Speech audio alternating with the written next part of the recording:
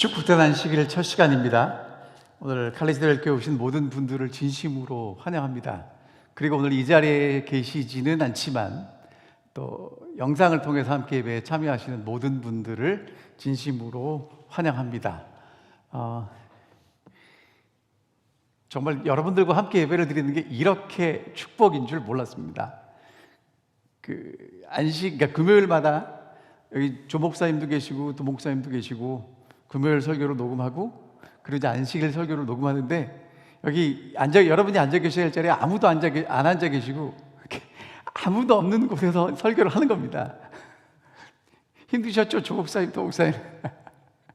근데 이제 같이 예배를 드리고 말씀으로 함께 저희가 이렇게 교감할 수 있기 때문에 얼마나 하나님의 큰 축복인지 모르겠습니다.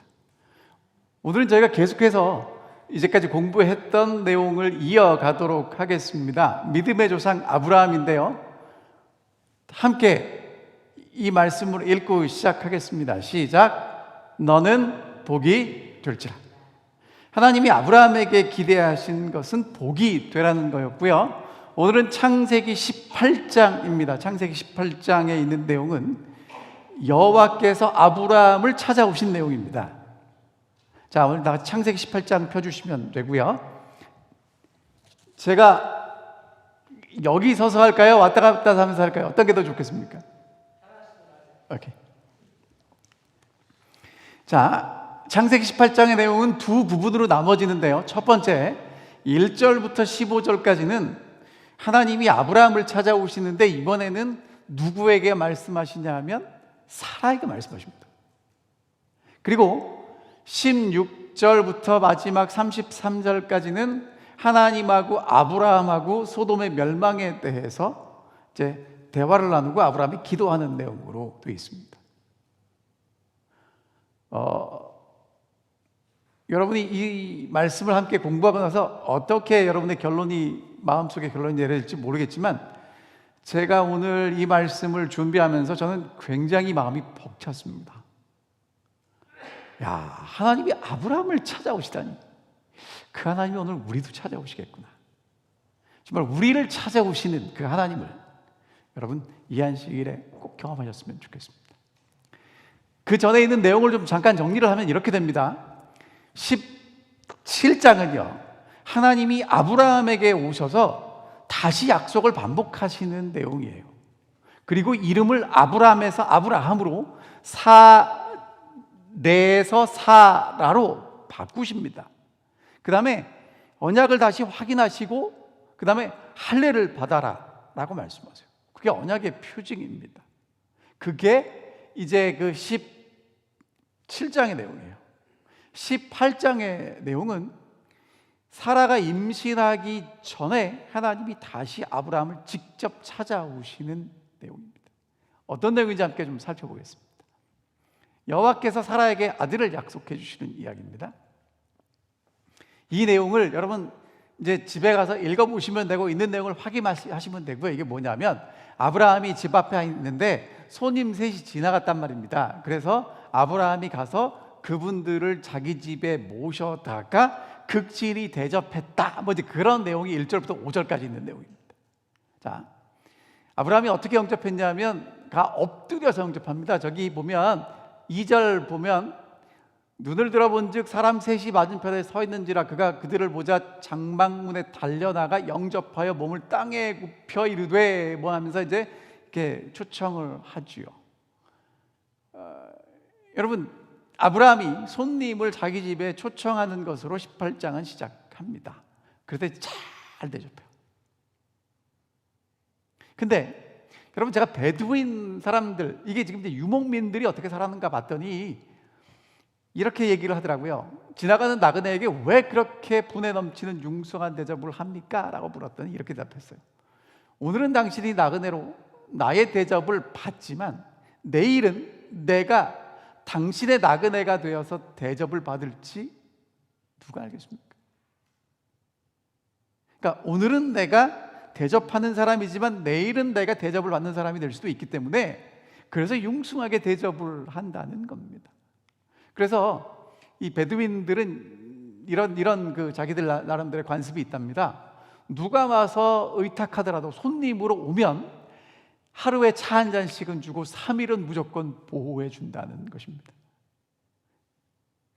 그래서 이러한 습관 때문에 여행이 힘든 시절에, 여행이 힘든 사막 같은 곳에서 여행을 할 수 있었다는 것입니다. 손님을 그렇게 대접했으니까. 그리고 손님을 대접하면 어떤 유익이 있냐면, 그 당시는 인터넷이나 신문이 없었잖아요. 그러니까 손님들이 지나가면서 경험한 거, 옆마을에서 들은 이야기를 받아 전해주는 게 굉장히 중요한 정보를 접하는 수단이었다는 거예요.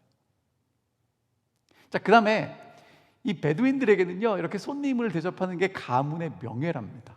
만약에 대접하지 않고 손님으로 왔는데 쫓아버리면 그건 가문의 불명예였대요. 그리고 만약에 그렇게 우리 가문의 사람을 내쫓았다는 것을 알게 되면 두 집안 간의 분쟁이 생길 수도 있는 이유였다는 것입니다. 그런데 아브라함은요, 그렇게 대접하는 게 아니라 정말 극진한 대접을 해요.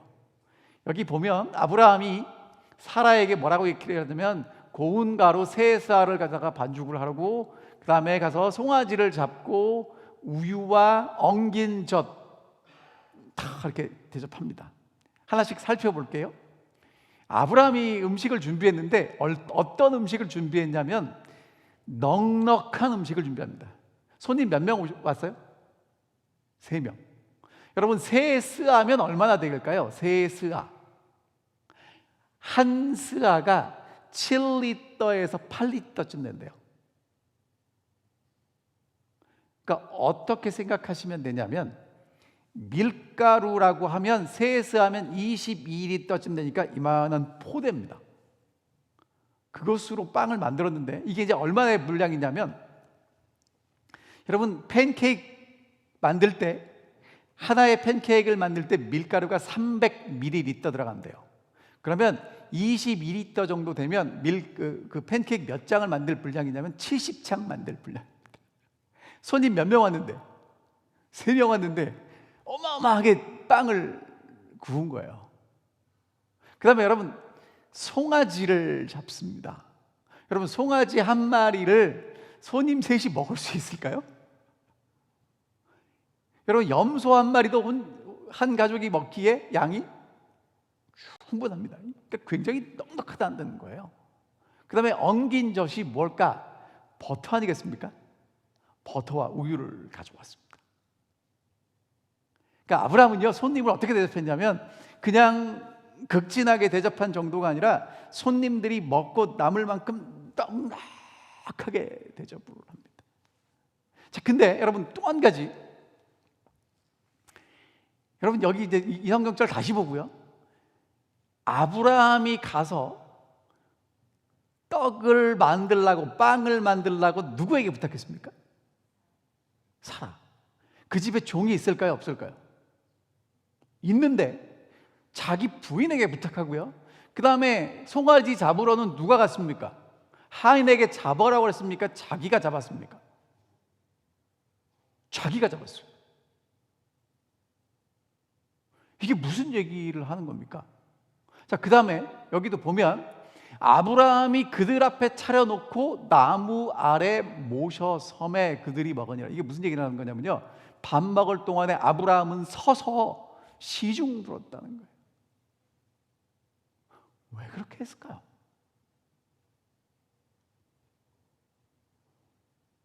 여러분, 아브라함은 예언의 신에 보면 식구가 1000명쯤 있대요. 식솔들이. 그러니까 아브라함의 아내 사레가 직접 빵을 안 만들어도 돼요.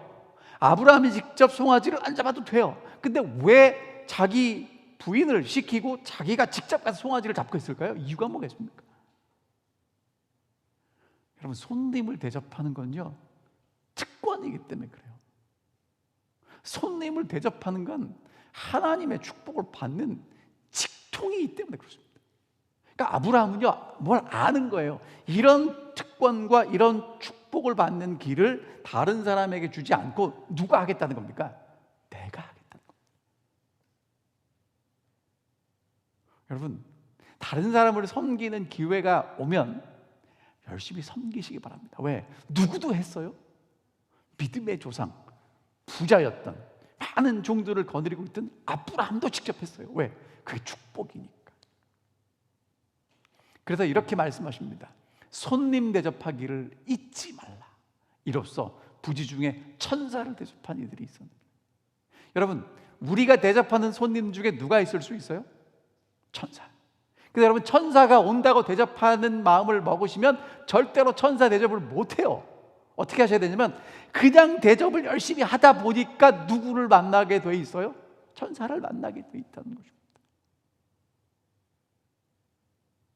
그러니까 여러분, 정말 다른 사람을 대접하고 섬기고 봉사할 수 있는 기회가 있으면 열심히 하십시오.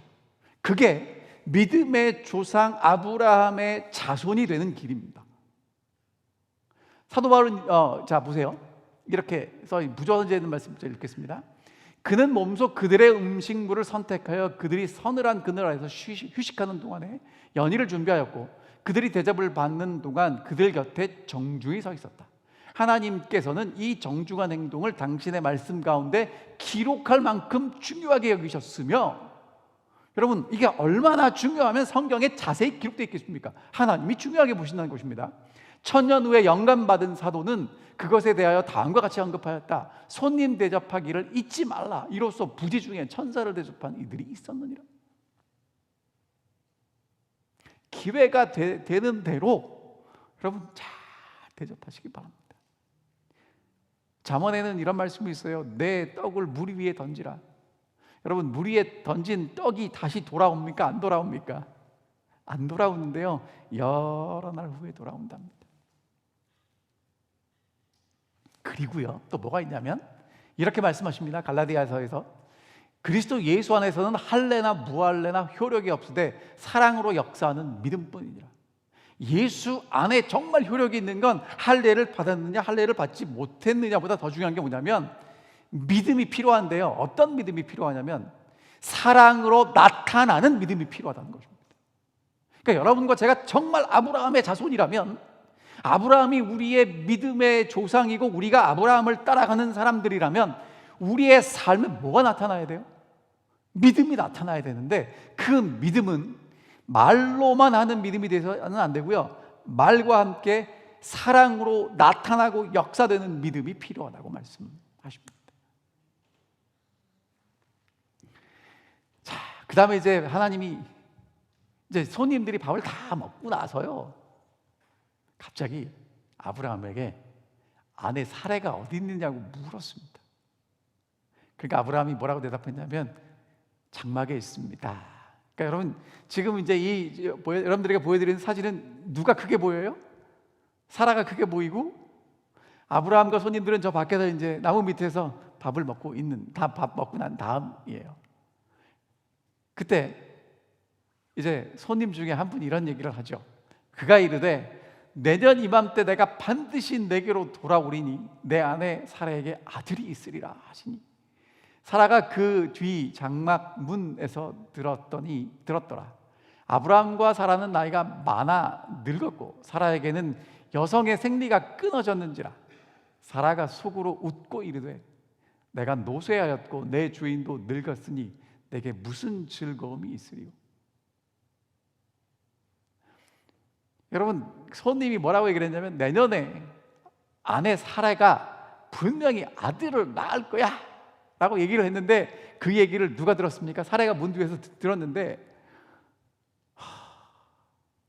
남편 아브라함도 이제 100살이 다 됐어요.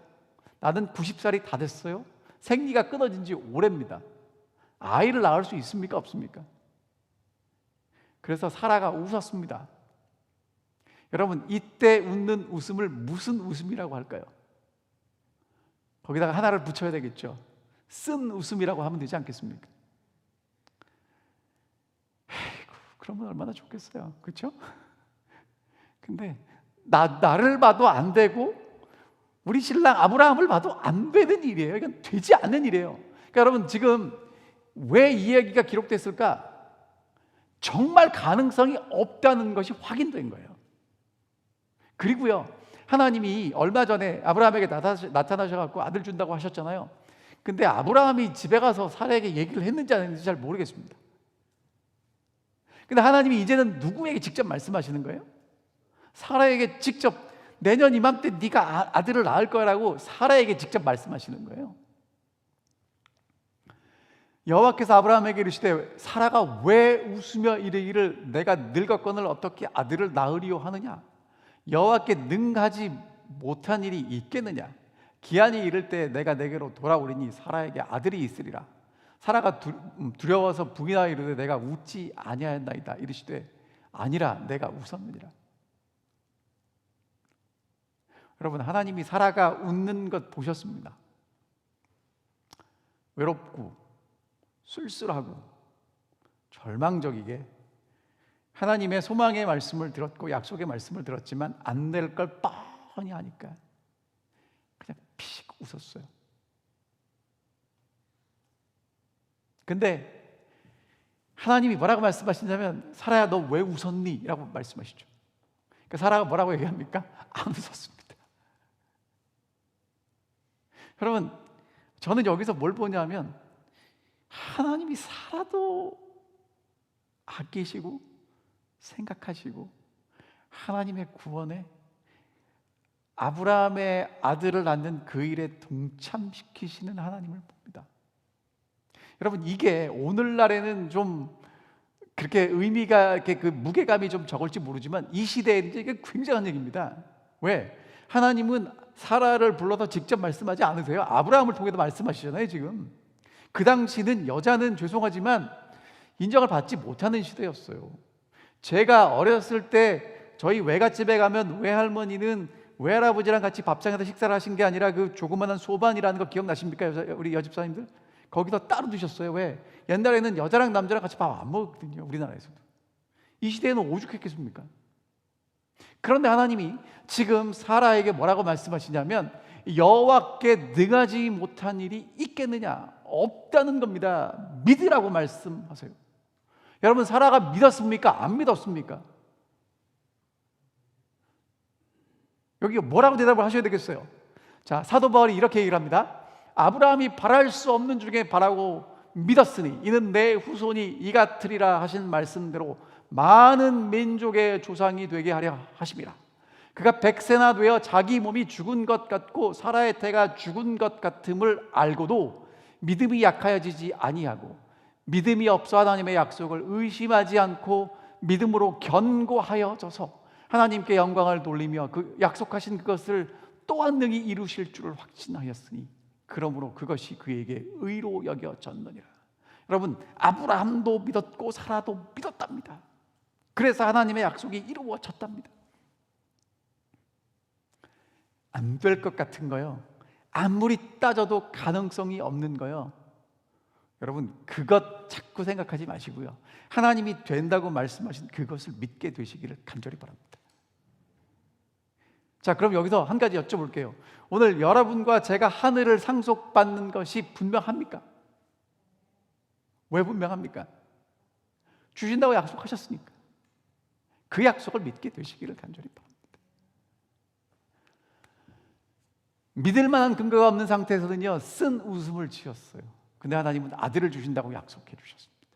그리고 다음 장에 가면 정말 사라가 아들을 낳습니다. 그 얘기는 그때 가서 하겠습니다. 자, 그 다음에 식사가 마치고 대화가 다 끝나고 이제 손님들이 떠나고 아브라함이 배웅 가는 이야기를 하겠습니다. 그 사람들이 거기서 일어나 소돔으로 향하고 아브라함은 그들을 전성으로 함께 나아가니라. 여호와께서 이르시되 내가 하려는 것을 아브라함에게 숨기겠느냐. 여러분, 하나님이 아브라함에게 왜 오셨어요? 여기 써 있잖아요.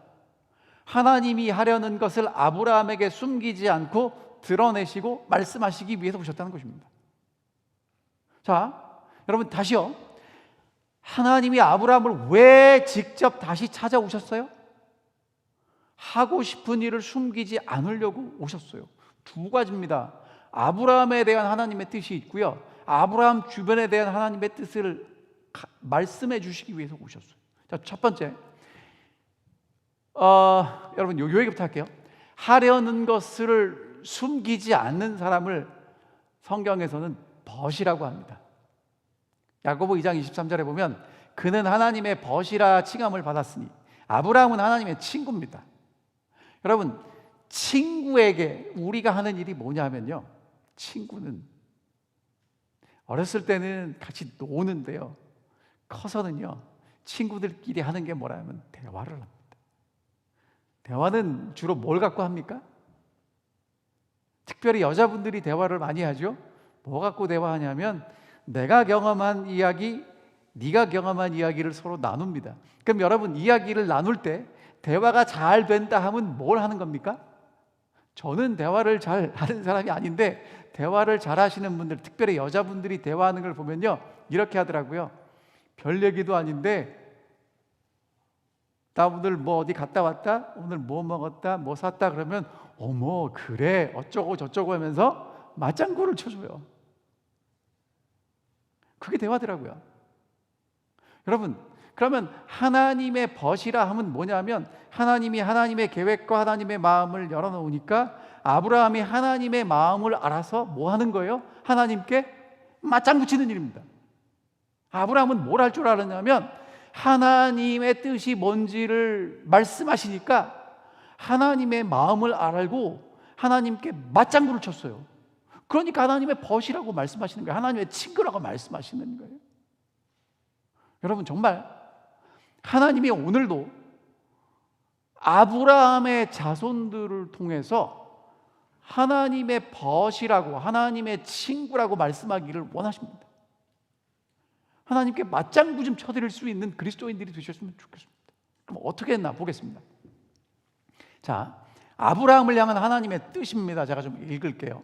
아브라함은 강대한 나라가 되고 천하 만민은 그로 말미암아 복을 받게 될 것이 아니냐.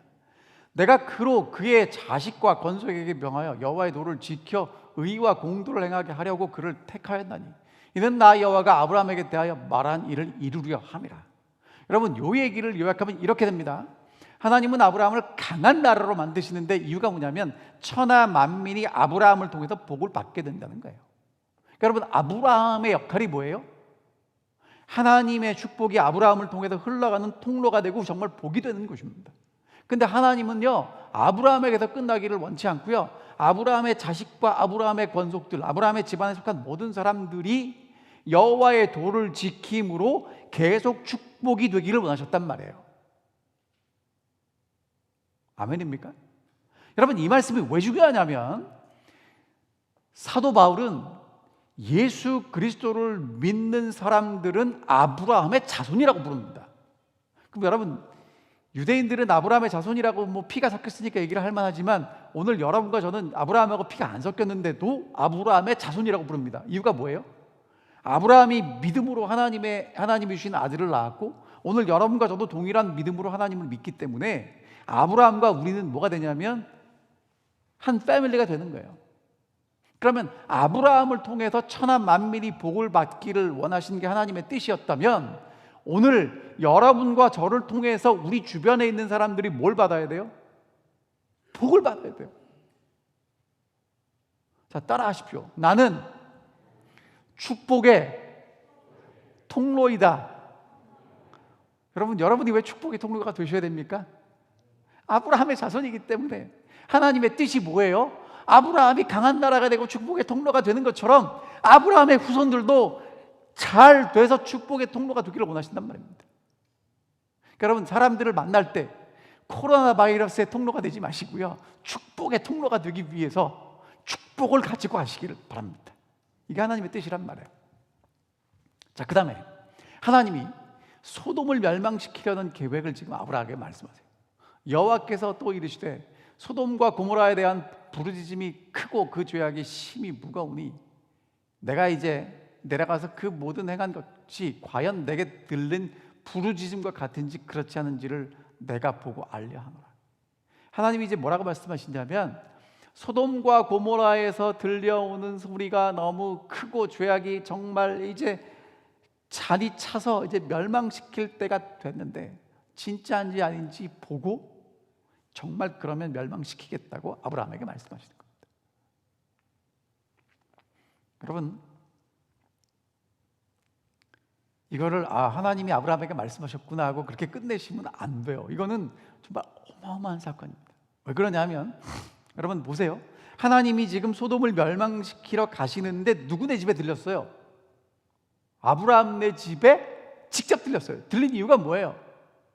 아브라함에게 뭘 알려주려고 해요? 소돔 멸망시킬 거야 라고 알려주시기 위해서 오셨단 말이에요. 여러분 이게 무슨 얘기를 하는 거냐면요, 미국 대통령이 지금 리오프닝 하기 전에 여러분들한테 전화를 하거나 문자를 보내서 이거 나 한다라고 알려주는 거랑 똑같은 거예요. 여러분 이거 어마어마한 사건입니다. 하늘의 하나님이 소돔을 멸망시키기 전에 아브라함에게 찾아오셔서 아브라함, 나 이제 소돔 가. 내가 가서 저 사람들이 정말 악한데 진짜 악한지 안 악한지 보고 악하면 멸망시킬 거야. 그렇게 말씀하시는 거예요. 여러분, 내가 알아보고 내가 보고 알려 하노라. 그러면 아직까지 뭐가 있다는 거예요? 기회가 있다는 얘기겠죠. 여러분, 그래서 아브라함이 뭐 하냐면 하나님께 기도합니다. 여러분, 이게 친구들이 하는 거예요. 제가 아까 친구가 뭐 하는 거라고 그랬어요? 친구가 맞장구 쳐주는 거라고 그랬죠. 하나님이 누가 필요하냐면 하나님의 마음을 좀 알아주고 맞장구 쳐줄 사람이 필요한데 아브라함이 그랬다고요. 그래서 하나님이 야, 내가 저기 가서 멸망시키러 가. 그러니까 아브라함이 하나님 그래요. 잘 다녀오세요. 그리고 끝났으면 친구가 아니에요. 여러분, 아브라함이요, 하나님이 멸망시키러 간다니까 그럼 안 되는데 하나님 그 멸망시키면 되겠어요? 하나님 그 사람들 구원하셔야 되잖아요. 어떻게 의인을 악인과 함께 멸망시킵니까? 하나님 의인이 있으면 구원하셔야 됩니다라고 하나님의 마음을 있는 그대로 잘 보여주는 맞장구를 쳤다고요. 여러분, 그럴 사람이 필요하단 말입니다. 자, 부조와 선지자에 있는 말씀 읽어드릴게요. 믿음의 사람은 소돔의 거민을 위하여 탄원하였다. 한때 그는 그들을 칼로 구원한 일이 있었으나 이제는 그들을 기도로서 구원하고자 노력하였다. 롯과 그의 가족은 아직도 그곳에 살고 있었다. 그들은 엘람 사람들에게서 구원하였던 아브라함의 이기심 없는 사랑은 만일 그렇게 하는 것이 하나님의 뜻이라면 그들을 하나님의 심판의 폭풍 가운데서 구원하고자 하였다. 여러분, 아브라함이 전에는 가서 칼로 그들을 구원했는데 이제는 자기가 할 수 있는 능력이 없고 하나님께 기도로 그들을 구원하고자 애를 썼단 말입니다. 이게 축복의 통로가 되는 사람이 하는 일이에요. 이게 정말 믿음 있는 사람이 하는 일이라고 얘기를 합니다. 그러면서 아브라함의 기도는요, 쭉 나오는 얘기는 집에 가서 읽어보시고요. 27절에 보면 이렇게 얘기합니다. 나는 티끌이나 재와 같사오니 감히 주께 아뢰나이다. 여러분, 아브라함이요, 하나님 앞에 뻔뻔하게 얘기한 게 아니고 자기가 어떤 존재인지를 아는데 그럼에도 불구하고 하나님 저 사람들을 구원해야 됩니다라는 마음으로 기도했다는 거예요. 이렇게 얘기합니다. 깊고 깊은 존경과 겸비로 그는 탄원하였다. 티끌과 같은 나라도 감히 주께 구하나이다. 자만심도 자신의 의의를 자랑함도 없었다.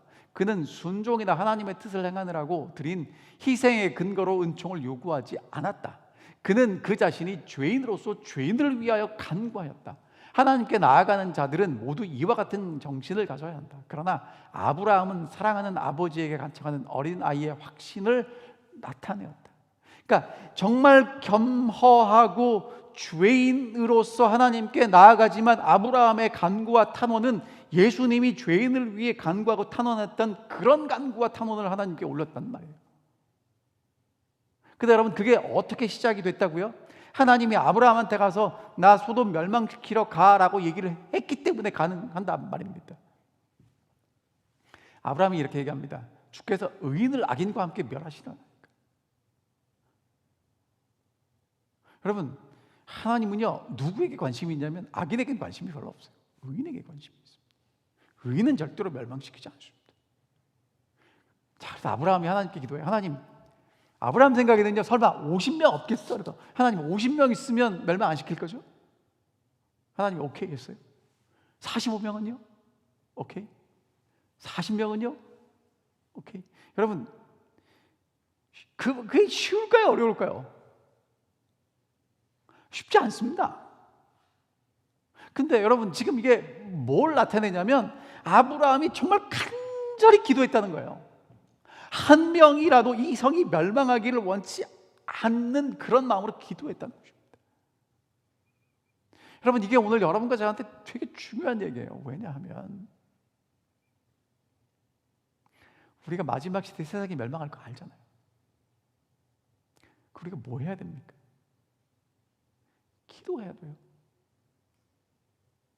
하나님 한 사람이라도 구원할 수 있게 기도해야 합니다. 여러분이 구원받을 건 기도하지 마세요. 왜? 여러분, 그런 기도를 하는 사람은 이미 구원받았기 때문에 그런 기도하는 거예요. 10명까지 내려갔습니다. 아브라함이 드디어 이제 염치가 없어요. 10명, 설마 10명은 있겠지. 그래서 이제 아브라함과 하나님의 대화가 끝나고 하나님도 가시고 아브라함도 집으로 돌아갑니다. 아브라함이 이르되 주는 노하지 마옵소서. 내가 이번만 더 아뢰리이다. 거기서 신명을 찾으시면 어찌하려 하시다이까. 내가 신명으로 말미암아 멸하지 아니하리라. 그러니까 여러분, 하나님의 마음은 멸망시키고자 하는 마음이에요, 멸망시키지 않고자 하는 마음이에요. 하나님의 마음도 나타나고요, 아브라함이 그 하나님의 마음을 잘 이해하고 기도하는 게 보여줍니다. 자, 아브라함의 기도를 통해서 우리는 하나님의 공의로우심이 분명히 드러납니다. 왜? 하나님은 절대로 멸망시키지 않는다고 그랬거든요. 10명만 있어도. 근데 10명을 못 찾았으면 다 멸망해야 되는데 누구는 구원하십니까? 다음 시간에 저희가 살펴볼 의인 롯을 구원하십니다.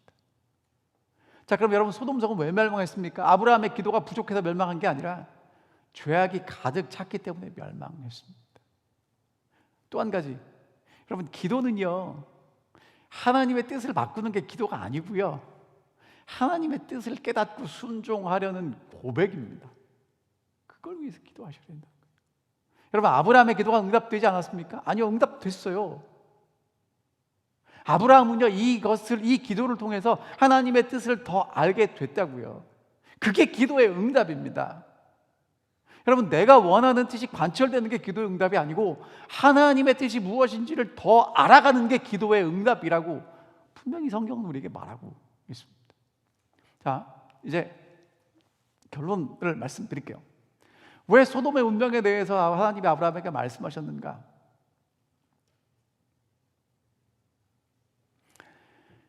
하나님이 아브라함을 친구라고 부르셨는데 그 친구는 마음을 알아주는, 맞장구를 잘 쳐주는 아브라함이었기 때문입니다.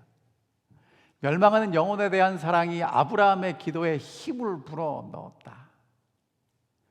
그는 저 부패한 도시의 죄는 미워하였으나 죄인들은 구원 얻게 되기를 원하였다. 소돔을 위한 그의 깊은 관심은 회개하지 않은 자들을 위하여 우리가 느껴야 할 걱정을 나타낸다. 우리는 죄를 미워하는 마음을 품어야 하나 죄인에 대해서는 동정과 사랑의 마음을 품어야 한다. 여러분, 이게 예수님의 마음이고요, 아브라함의 마음이고요, 그리고 오늘 여러분과 제가 품어야 될 마음입니다.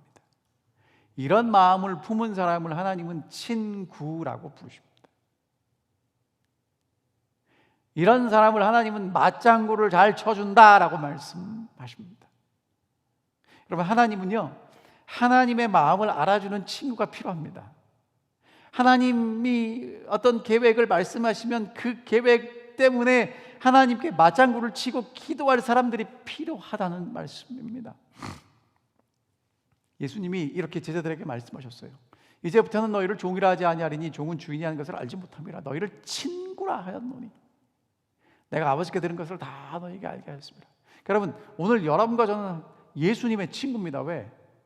예수님이 우리에게 모든 것을 다 알게 하셨고요, 예수님이 우리에게 기대하는 게 뭐냐면 그것 때문에 예수님에게 맞장구를 좀 쳐주기를 원하시는 거예요. 그래서 알려주시는 겁니다. 예수님의 뜻을 알고 우리 보고 기도하라는 거예요. 같이 좀 와서 마음을 합하자는 겁니다.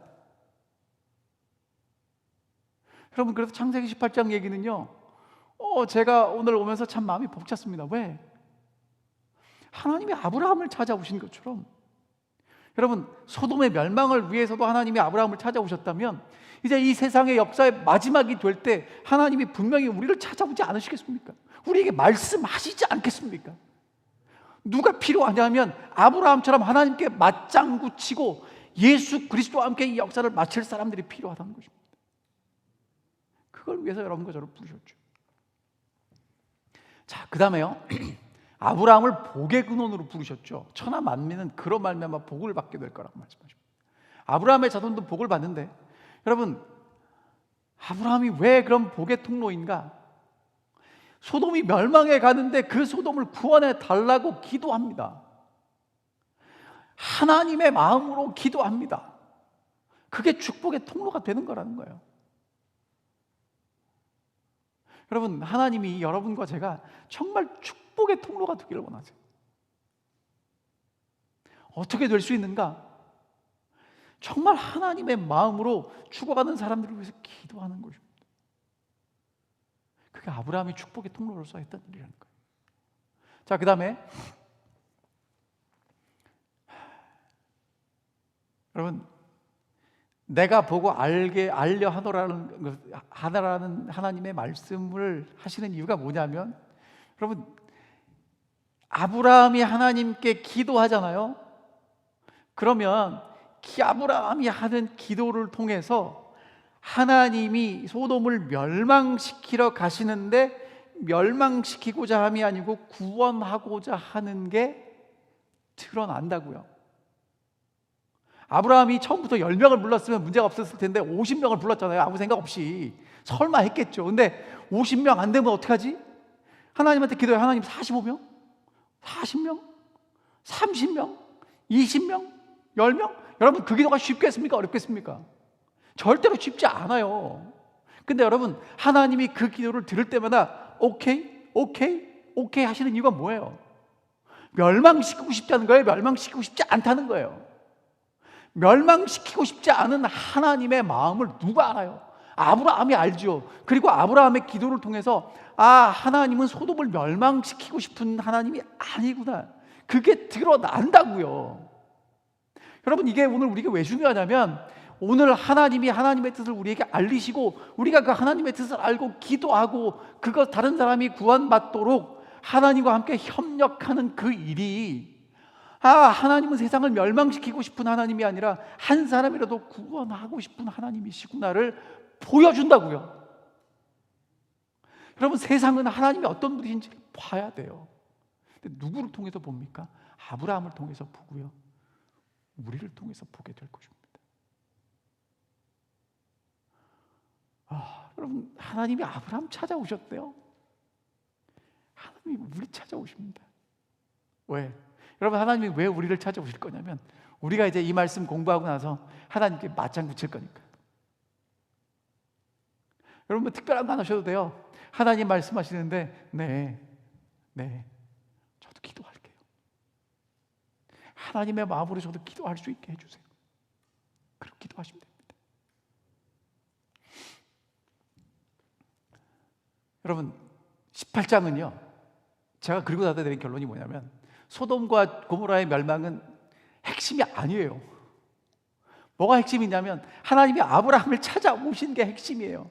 하나님의 내가 하려는 것을 아브라함에게 숨기겠느냐, 숨기지 않겠다는 게 핵심이라고요.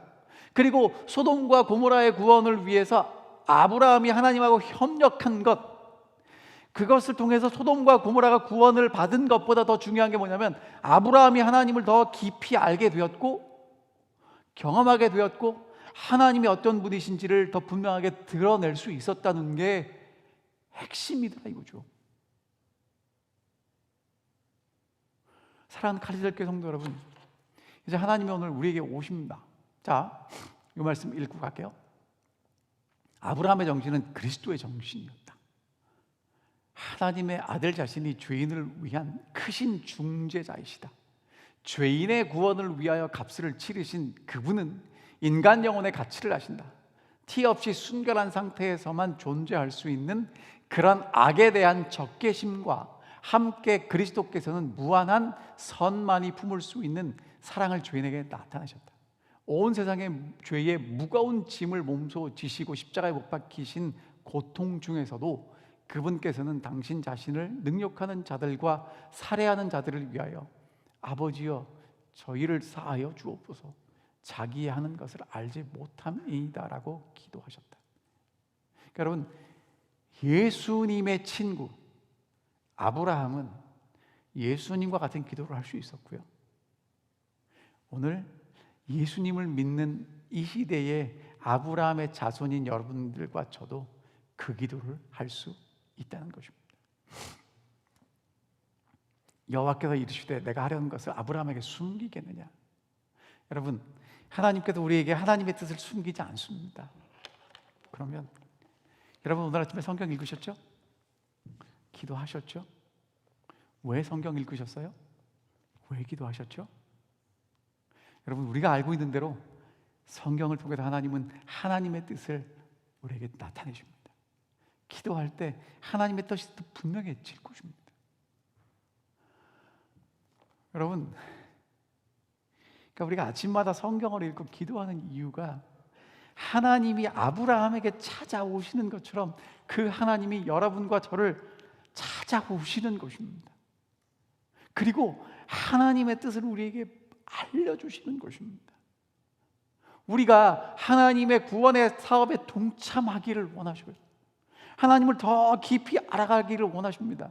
여러분, 오늘 여러분과 제가 진짜 경험해야 될 축복은 이것이 가장 큰 축복이에요. 하나님과 같이 일하는 축복, 하나님의 뜻을 아는 축복, 하나님이 우리를 찾아오셔서 하나님의 뜻을 펼쳐 보이시는 그 축복을 여러분과 제가 누리시기를 간절히 바랍니다. 그게 아브라함의 자손들이 누릴 축복이고요, 여러분, 그 일을 우리가 감당하면 그 일을 감당하도록 아브라함을 강력한 나라로 만드신 것처럼 여러분과 저를 강하고 굳센 사람으로 만드실 것입니다. 왜? 하나님의 일을 해야 되니까. 여러분, 그러니까 우선순위를 좀 바꾸세요. 하나님 건강 주세요, 하나님 뭐도 주세요, 뭐도 주세요. 여러분, 하나님 주실 거예요. 근데 우리가 뭘 하면 주시냐면 하나님의 뜻을 알고 하나님의 일을 하면 그건 그냥 더해 주실 겁니다. 너희는 먼저 그의 나라와 그의 의를 구하라. 그러면 이 모든 것을 너에게 더해 주실 거라고 말씀하지 않으셨습니까? 여러분, 정말 말씀과 기도를 통해서 날마다 하나님을 만나는 이 시대의 아브라함의 자손들이 되시기를 간절히 바랍니다. 하나님의 뜻이 뭔지 알고 멸망해가는 이 세상을 향해서 예수의 마음으로 기도할 수 있는 주의 종들이 되시기를 간절히 바랍니다. 그러면 더 깊이 하나님을 알게 될 것이고 하나님을 경험하게 될 것이고,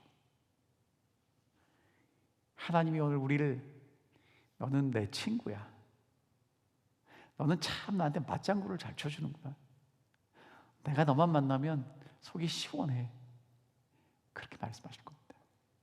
여러분, 그런 이 시대를 살아가는 재림 성도들, 하나님의 사랑하는 친구들로 충성하는 우리 모든 성도님들이 되시기를 바라면서 오늘 말씀을 줄이도록 하겠습니다.